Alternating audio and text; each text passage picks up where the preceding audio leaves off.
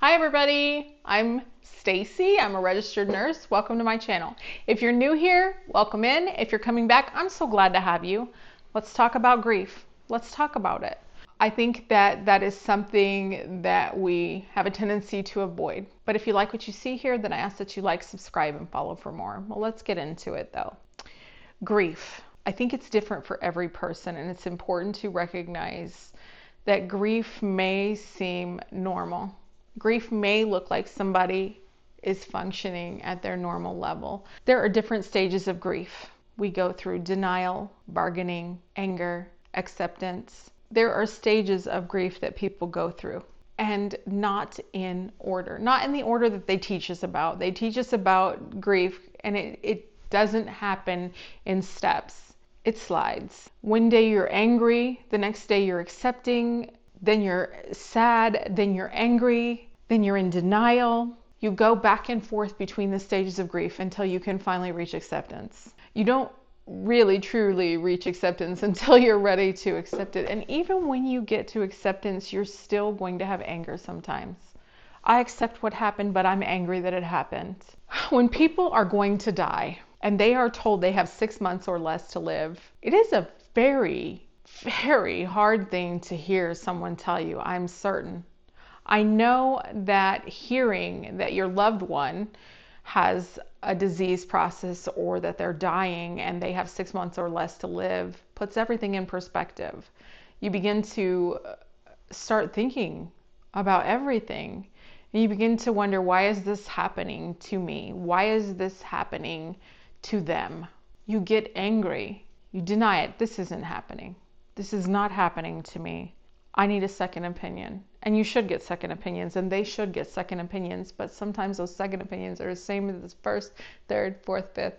People will sometimes just not be able to accept this process for their mom, their dad. And even when they can accept it, still when it's happening, what you'll see a lot of times in hospice is a person knows that their mom or their dad or their loved one has 6 months or less to live.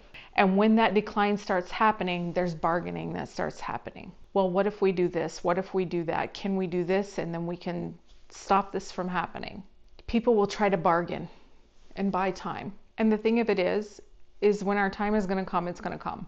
And we can't buy time. But we want to. We want to buy time for our loved ones. We want to buy time for ourselves. I personally know this from experiencing losses of loved ones. And I have been in a situation where I have been diagnosed with a disorder that was frightening, and it did not turn out to be something that was going to end my life, and it is in remission. However, I remember the feeling that I had personally about the diagnosis that I had, the things that were happening in my life. I had a little boy that was only 3 at the time, and I simply didn't know how to process it, and I went through these phases. I felt afraid. I was afraid. How was I going to prepare my child for the possibility that I might not be here? You know, I think that people who are going through death and dying will grieve their own potential death. So what happens when a person does die? You go through grief. You go through grief when you're experiencing a person's disease process that's leading to death. You go through grief when something tragic happens. Grief is part of life, and we can't push it aside, but we have a tendency to deny it and to push it to the side. The thing is, it's okay to not be okay. It's really okay to not be okay. And it's okay if all you did was get out of bed and function today. It's perfectly okay for you to be where you're at in your grieving process. And nobody should tell you different. Grief does not have a timestamp.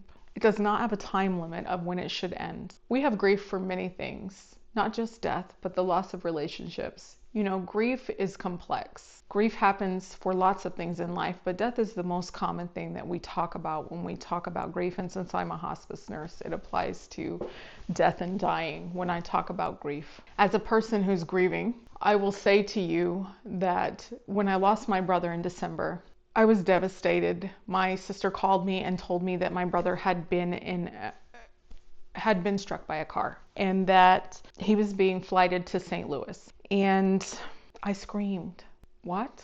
No, this can't be happening. This isn't happening. That's denial. This isn't happening. This didn't happen to my brother. And then I prayed, God, please let my brother live. Please give us a miracle. Please don't let him die. Let him live for his kids. Couldn't you just let my brother live? Let this be a miracle. Let my brother live. Knowing inside as a nurse that my brother wasn't going to live through this. Wasn't going to live through this.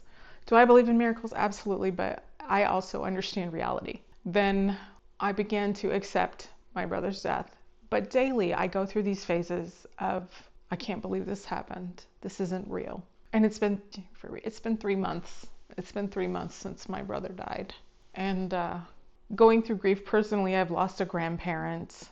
I've lost relatives over the years. And your heart, you have to be soft with yourself when you're grieving, because your heart is broken, right? You lost somebody that you love. You've lost somebody that's important to you, whether that be a spouse, a sibling, a parent, a grandparent, a friend. You've lost a relationship, a significant relationship in your life.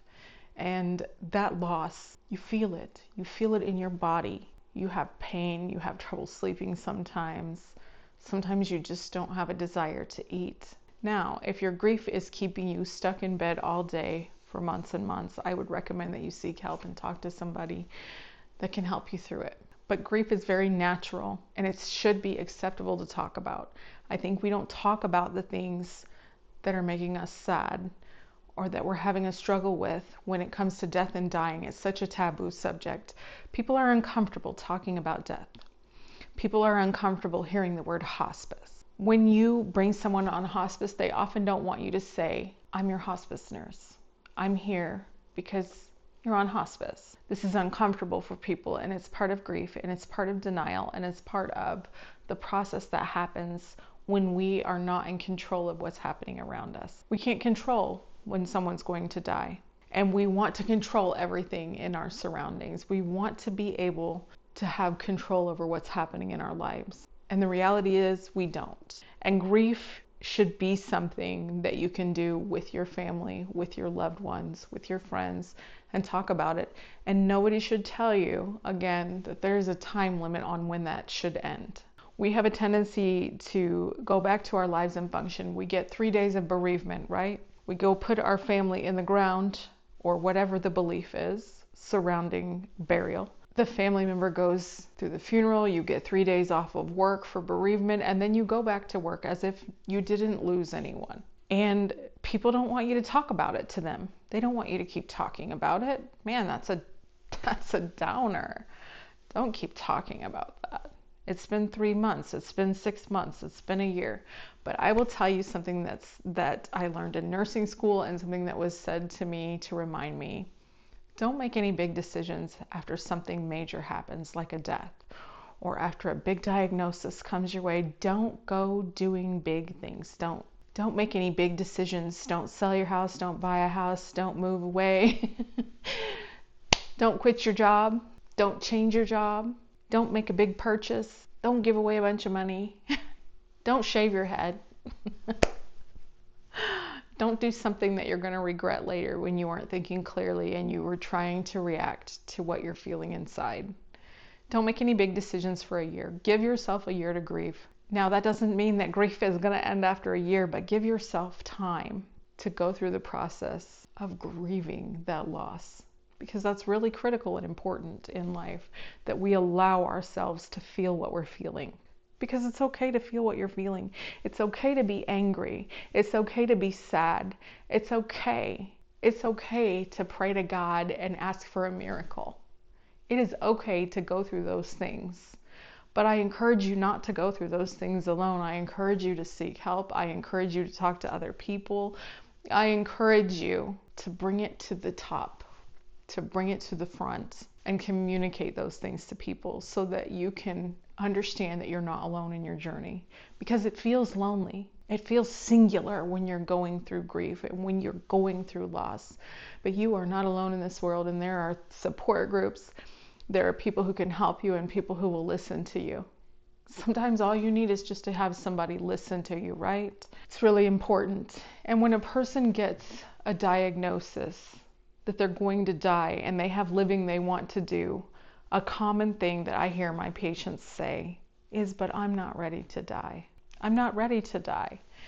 And a common thing that I will say to my patients is, I don't know when that's going to happen. So let's live while you're here. Because you can have a diagnosis and still live your life to the best quality. Yes, you're going to be sad that you received that diagnosis. You're going to be sad that your family member, friend, loved one received a diagnosis that's terminal. But don't stop living. Don't stop living, and don't stop communicating those feelings. It's really important. Some people don't want to talk about those things. It's hard, and they don't want to be vulnerable, and they don't want to seem weak, but you're not weak. You're not weak. You're human, and you're entitled to feel. You're entitled to be a human and have feelings and express those feelings. And hospice is really great because they do offer those bereavement services. They do offer that support if you need it. You know, sometimes there's children involved when you're talking about hospice. You're talking about a child losing their parent, a young child, and they will need help navigating through those feelings. But hey, if you're not a child and you're in your 50s, your 40s, your 30s, your 90s, and you need to talk to someone about the grief that you're feeling, hospice does provide bereavement services. So I encourage you, if you're going through grief, if you've been through a hospice situation and you lost a loved one, if you're on hospice, if you have a loved one on hospice, I encourage you to seek support groups.